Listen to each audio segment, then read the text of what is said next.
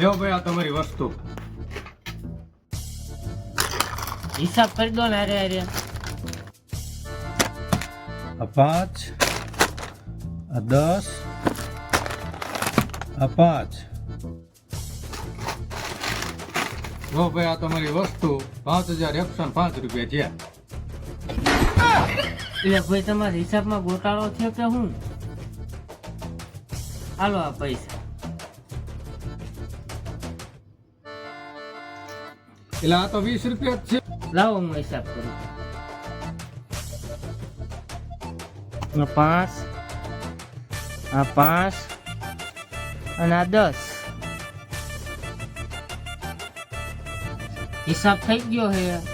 5510 રૂપિયા થયા. તમારે મને 405 રૂપિયા આપવાના. નકર હારા વાત નહીં રે. આજ નથી જવા દો ને. ભૂલ પડી હતી કે શું હિસાબમાં?